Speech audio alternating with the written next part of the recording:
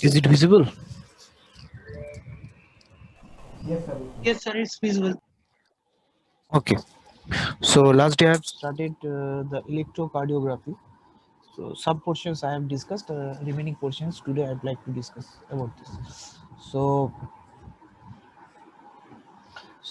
basically three bipolar limb lead electrodes, which was introduced by the Einthoven.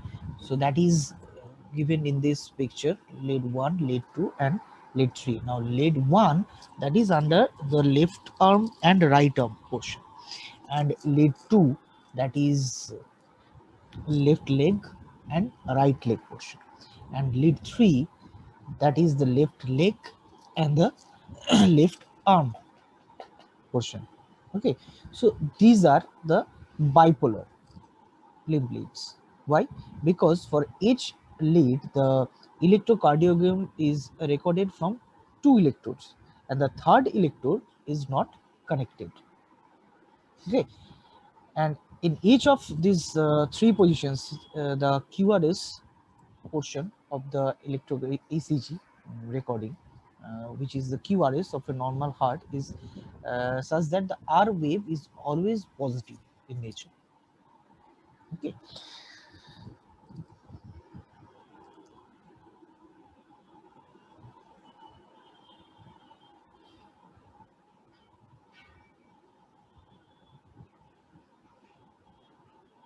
okay. So, what is Einthoven Triangle? Now, at any given instant of the cardiac cycle, the frontal plane representation of the electrical axis of the heart, that is a two-dimensional vector. Okay, now the ECG measured from any one of these three basic limb leads is a time variant single dimensional component of that vector. And the assumption, one assumption has been made, which is that the heart, uh, which is the origin of the vector, is near the center of an equilateral triangle. So the apexes of which are the right and left shoulder and the crotch. Okay, so with these assumptions, the ECG potential at the shoulders are essentially the same as the wrists, and that the potential at the crotch, which is differ little from those at either ankle. So, Einthoven assume that the points of this triangle represent the electrode positions of these three linked leads, and this triangle is a Einthoven triangle. Okay, so from this Einthoven triangle, three projections of the ECG vector are measured along the sides of the triangle. Then the instantaneous values of the voltage, which is measured from any one of these three limb leads, its positions is approximately equal to the algebraic sum of the other two, or that the vector sum of the projections on all three lines is equal to 0. Okay, and the polarity of the lead 2, that is um, reverse for this statement, that is actually hold true. Okay, now lead 2, that produce the greatest R wave potential in this nature, and therefore when the amplitude of three limb leads are measured, the R wave amplitude of lead 2 is equal to the sum of the R wave amplitudes of lead 1 and lead 3.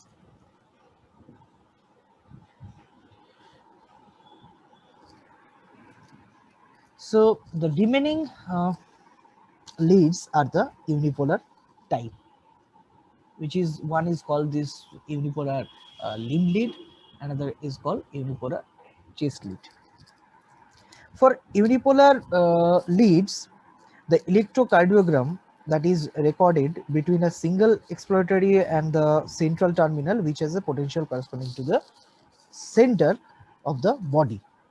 Now, this central terminal that is obtained from uh, connecting the three active limb electrodes together through register of equal size, and then the potential at the connection point of that register corresponds to the mean or average of the potentials at the three electrodes. Now, in this unipolar limb lead, one of the limb electrodes is used as an exploratory electrode, and uh, as well as contributing to the central terminal. And in augmented limb lead, unipolar limb leads, the limb leads which are used as an exploratory electrode is not used for the central terminal, thereby increasing the amplitude of the ECG signal without changing its waveform considerably. Okay, and the leads are designated as VR, VL, VF. F means the foot. Okay, so these are specified in this way.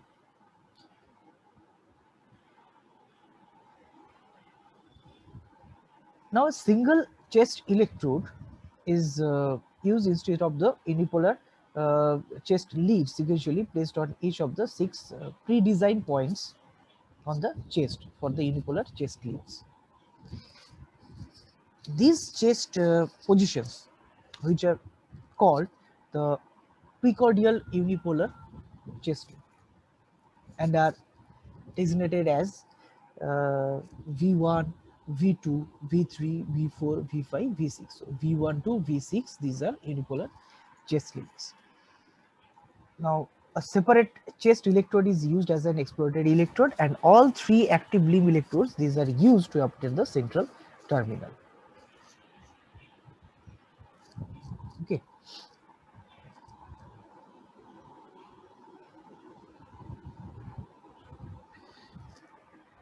Now, coming to the ECG recorder building block diagram. So, this is basically ECG recorder. The In this diagram, as you can see that the patient electrodes, uh, these are connecting via wires which originate at the end of a patient cable, the other end of which plugs into the ECG recorder. Now, the wires from the electrodes connected to the lead selector switch, which also incorporates the registers necessary for the unipolar leads. So, a standardization voltage of 1 millivolt to standardize or calibrate the recorder, which is used in this case. And an artifact which was produced on the recorded trace, that is introduced by changing the setting, and from the lead selector switch, the ECG signal goes to a preamplifier, and then a differential amplifier with high common mode rejection ratio is used, and it is AC coupled to avoid problems with small DC voltage that may originate from polarization of the electrodes. So one minute variable sensitivity adjustment is there. Sometimes it is marked as standardization adjustment, which is provided in this case. And by means of this adjustment, the sensitivity of the ECG recorder can be set so that the standardization voltage of 1 millivolt causes a pen deflection of 10 millimeter. Okay, so that was according to some old type of amplifier, but in modern amplifier the gain actually remains stable once it has been adjusted. So that continuously variable gain control is now frequently a screwdriver adjustment at the side or rear of the ECG recorder. Now, after that, the preamplifier is there, which is followed by a power amplifier, which mm, then provide power to drive the pen motor that records the actual ECG trace. And this ECG recorder that can be used to record the output of other device such as electromotograph, which records the uh, reflection of our nerve or the cardiac output. So position control on this pen amplifier makes it possible to center the pen on the recording paper. And heat sensitive paper is used in this case, so that pen is actually an electrically heated stylus which is uh, traces the signal over it, and the temperature of which that can be adjusted with a stylus heat control for optimal recording trace. Normally, ECG electrocardiograms are recorded at a paper speed of 25 millimeter per second, but it is faster speed of 20 as much maximum 50 millimeter per second. Okay, and if the speed is much faster, which allows the better resolution of the QRS complex at very high heart rates or when a particular waveform details are required. Okay, so there is a protection of the electrocardiograph from damage during um defibrillation. So this type of problem may be occurred, so there is a protection, and the voltages that may be encountered in this case, that may be several thousand volts, and that's why the special protection must be provided into the electrocardiograph to prevent burnout of the components and its um, damage. Okay,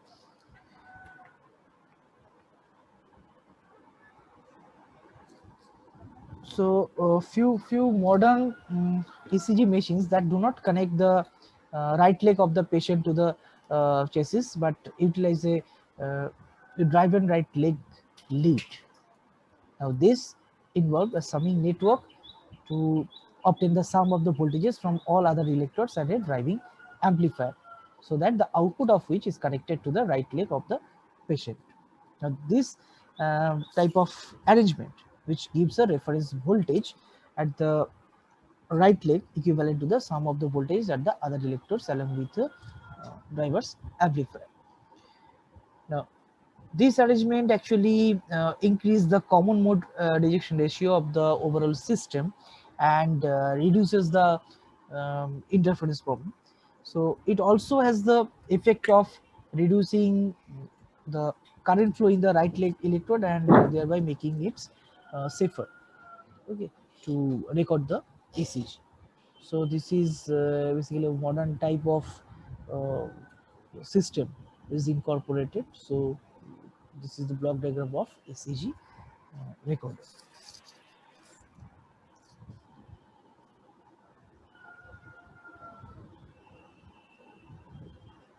So this is the modern ECG machine, which is given over here. So this is just the input circuit of the modern ECG machine with buffer amplifier, with driven right leg lead, and over voltage protection is there.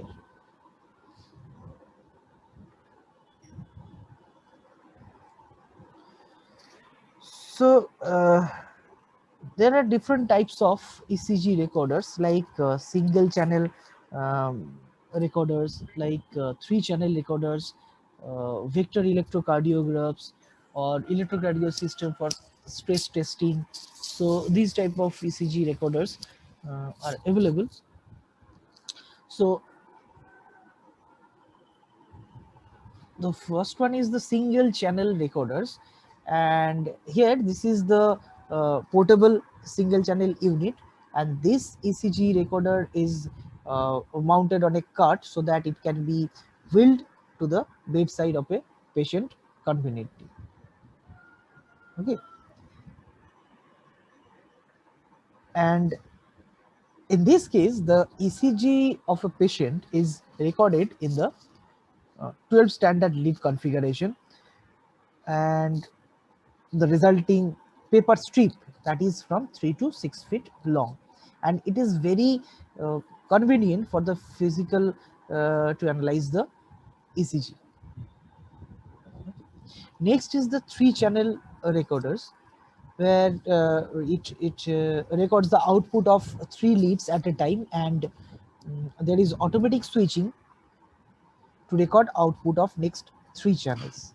Okay, so an electrocardiogram with the 12 standard leads therefore can be recorded automatically as a sequence of 4 groups of 3 traces. Okay, and the required time for actual recording is only, we need 10 seconds. Okay, and the group of leads uh, that was recorded and the time at which the switching occurs are automatically identified by code marking at the margin of the recording paper. So marking must be there. Okay, so last day I have told you the curve where P, Q, R, S complex and T complex, everything was there. So there is a marking. We need to mark them from one interval to another interval. Okay, so one QRS point to another QRS point, or from one T terminal to another T terminal. Then, so using this marking, these 3 channel recorders can be connected, and at the end of the recording, standardization pulses are inserted in all 3 channels. Okay. uh, though the actually recording time is reduced substantially compared to single channel recorders, more time is required to apply the electrodes to the patient, because separate electrodes must be used for each chest positions. Okay, and in this case it is very much easier to read the output of the 3 channel ECG recorder as compared to single channel recorder. Next, coming to the vector electrocardiographs. Okay, or simply it's called the vector cardiograph. So here the voltage which was generated by the heart, that is uh, described as a vector, where magnitude and the spatial change with time is very important, and in this type of uh, recorder only the magnitude is recorded. Okay, and in actually in vector cardiographs, it presents an image of both the magnitude and the spatial orientation of the heart vector. And what is heart vector? It's a 3-dimensional variable and 3 views or projections on um, orthogonal planes. These are necessary to describe the variable fully in 2-dimensional figure. That is the heart vector. So, special lead placement system must be incorporated to pick the ECG signals for vector electrocardiograms. Okay, and it is usually displayed on a cathode ray tube similar to those used for patient monitoring purpose, where each QRS complex is displayed as a sequence of loops on the screen, which is then photographed with a Polaroid camera. Next is the electrocardiograph system for stress testing. So if the electrocardiogram is taken at rest, the coronary insufficiency is not reflected. So in the master's test or two-step exercise test, a physiological stress is imposed on the cardiovascular system by letting the patient repeatedly walk up and down a special pair of a inch high steps prior to the recording this ECG. Now, so it is the exercise stress test in which the patient walks at a specified speed on a treadmill, which inclination can be changed. So,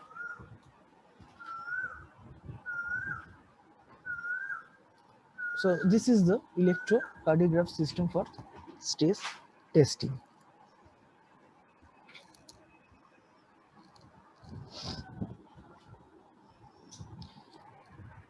Next, the ECG clinical applications. So, ECG can determine several defects and damages in human body. ECG can detect hypertrophy and arterial enlargement or arterial ventricular conduction defect. It can be used to uh, detect the intra ventricular conduction defect or myocardial damage or a myocardial infarction and arrhythmia. So these are the condition where ECG is very helpful. The post-exercise judgments also come under clinical applications of ECG. Now, different applications are given in this slide, like vector cardiograph. This helps in extracting cardiac activity of heart, which is important uh, diagnostic information useful to doctors before treating the patients.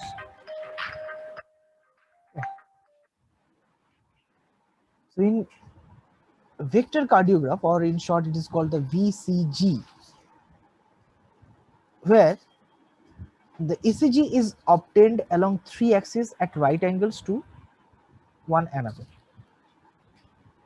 and it must be displayed over CRO of any of these ECG as a vector, which is known as actually vector cardiograph or VCG.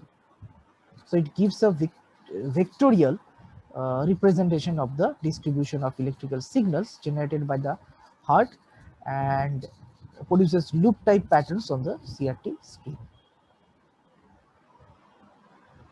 And normally, what happened, a photograph is taken of each cardiac cycle, and then the magnitude and orientation of this P, Q, R, S, and T vector loops are determined from this picture. And also the direction of depolarization and repolarization of the arteria and ventriculus can be found out, can be identified from this VCG.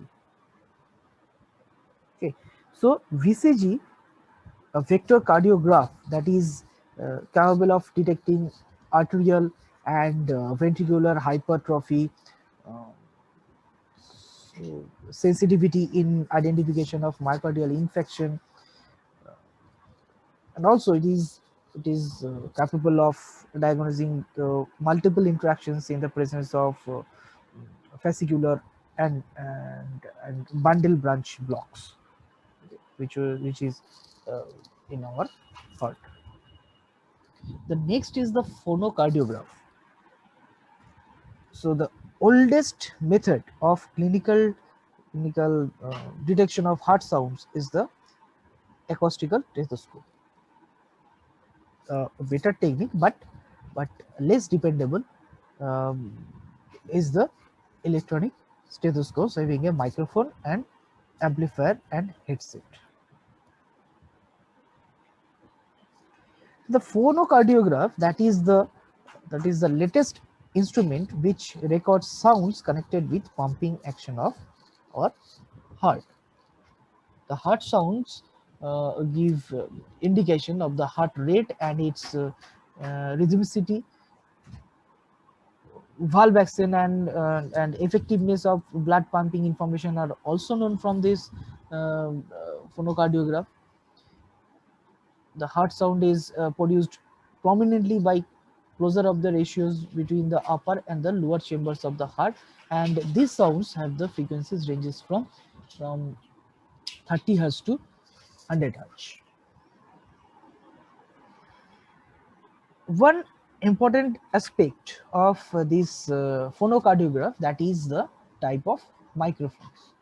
It is based on the design such as the contact microphone or the ear coupled microphone uh, is incorporated into the design of this type of phonocardiograph.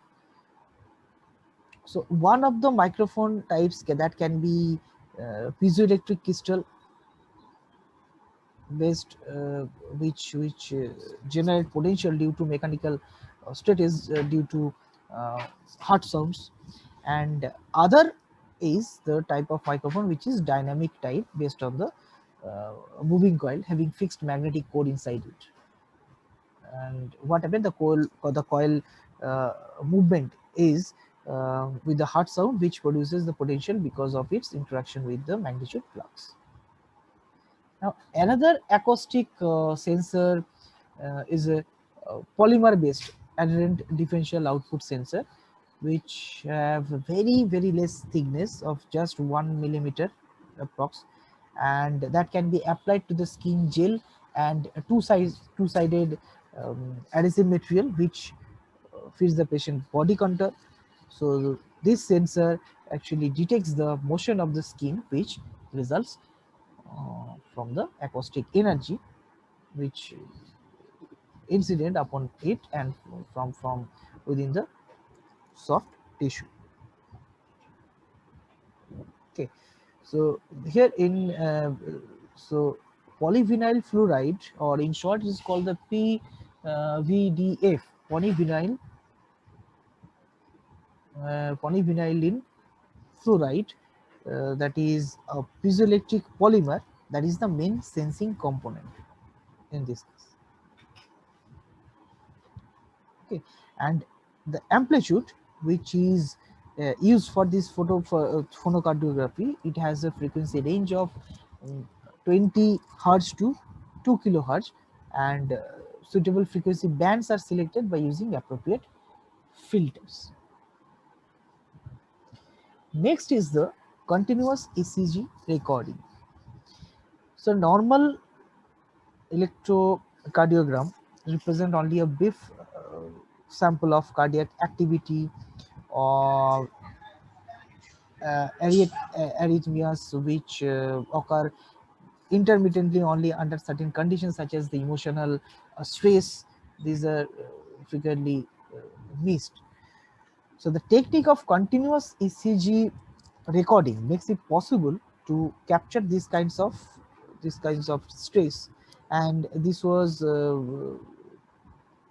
introduced to obtain a continuous ECG of a subject which is recorded during the normal daily activity by means of a special magnetic tape recorder. Okay.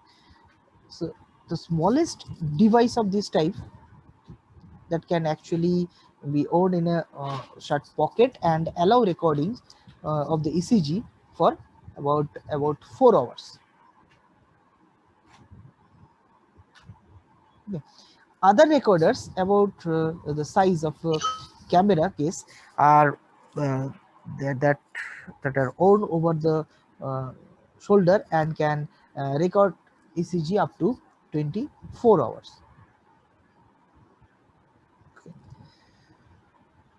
So this type of continuous ECG recorders can be used to take the measurement.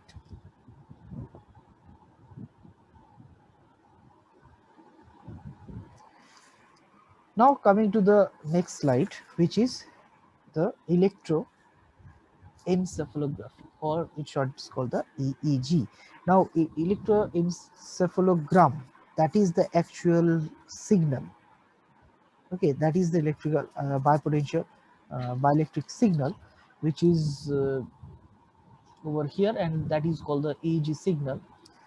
Now the bioelectric potential which is generated by the neuronal activity of the brain, that is called the EEG. The EEG waveform, that is very complex and more difficult to recognize than the ECG signal. Okay, so here is a sample uh, is given. So the electrodes that are located on the surface of our scalp. So here two signals has been given. One is the AWK and our signal frequency, which is very high compared to the deep sleep EEG frequency. Okay,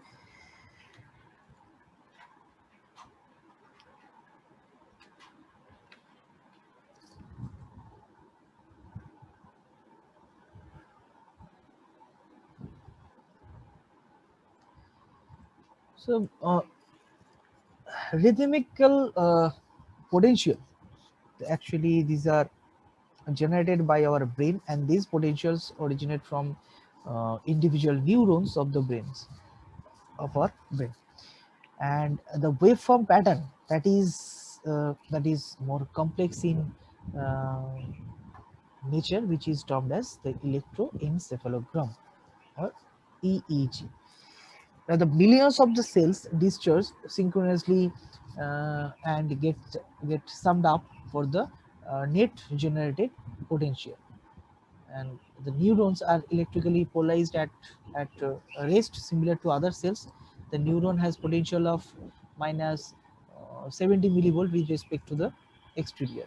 So when a neuron is subjected to a stimulus, means above threshold position, a nerve impulse due to change in membrane potential is generated, which spreads in the cell, and this depolarizes the cell, and shortly afterwards repolarization takes place. Now the signal of EEG, these are taken from the electrodes, either from scalp or directly from the cerebral cortex. The peak to peak amplitude, which is 100 millivolt, is picked up from the cerebral cortex, and the frequencies, it varies from the 0.5 hertz to 50 hertz. And here's the basic frequency of EEG, which is classified into five band for analysis purpose, like delta, which is from 0.5 hertz to 4 hertz, theta 4 hertz to 8 hertz, alpha 8 hertz to 13 hertz, beta 13 hertz to 22, and gamma is the 22 hertz to 30 hertz. So under, and also here is a table where delta waves, how it looks like, it is given over here, and what is the frequency and how and when it occurs.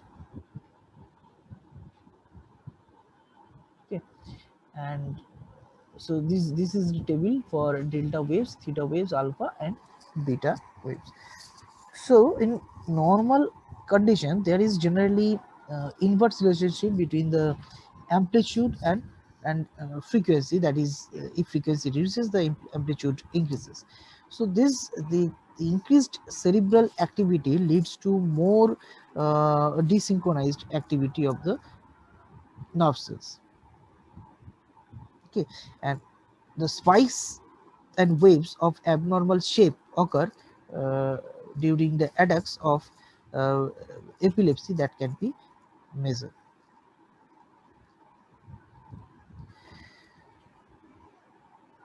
So the actually the extinction or damping of electrical activity in the cortex that can be due to some tumor which presses on the neurons and destroys them. So oxygen deficiency due to circulatory disturbance, similar to bleeding, would also cause similar type of problem. So earlier damage present in the cortex in the form of tumors or scars may uh, generate abnormal electrical activity. So basically EEG, that is used for examination of epilepsy, brain damage, brain tumor, and other organic brain injuries. So there is occasional use of EEG for determination of level of consciousness, that is the depth of the anesthesia, and it can also establish the depth of brain.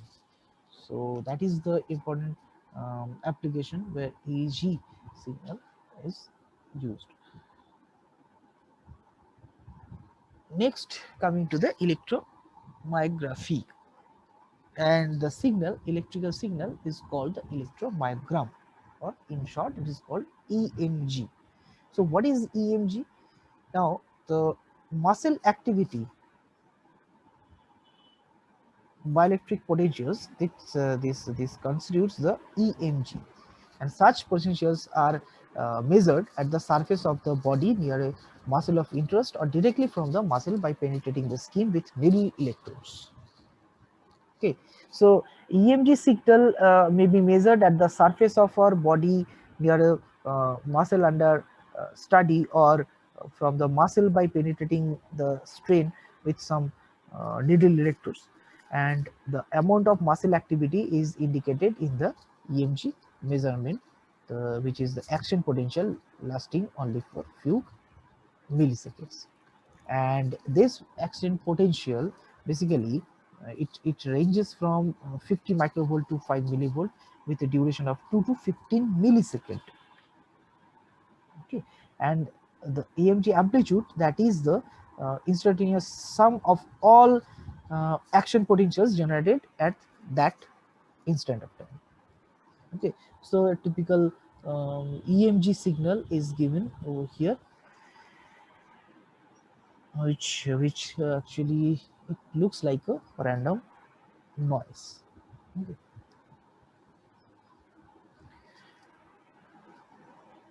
Now it's a,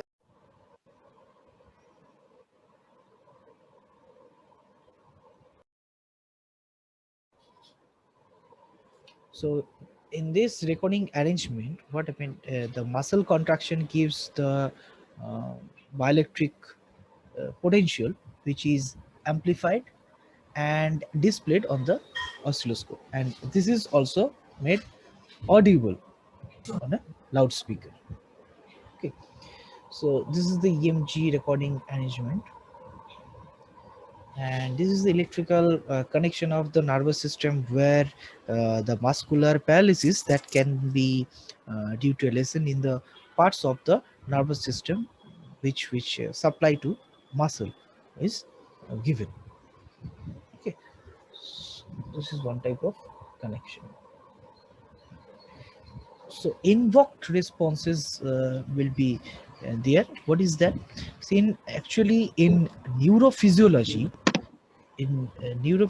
we are interested in looking at the neurological response to a particular stimulus. Now this response is electrical in nature, but it is very weak signal with a very poor signal to noise ratio. So when the stimulus is repeated, the same or a very similar response repetition is observed, and this is known as the invoked response. Okay, and this invoked response, which becomes the basis for bipotential signal processors, which can obtain an enhanced response by means of repeated application of the stimulus. So in short, what is that? It is a measure of disturbance in EEG pattern that results from external stimuli like flashlight or a click of sound. So these are the different invoked response. Okay, so this response is response which is occurred in awake and alert mode, it is in drowsy mode, it is light sleep response, it is deep sleep response. So some disturbances will be there, so these are called the invoked response. Okay, so that's all for today. If you have any queries, you can ask me.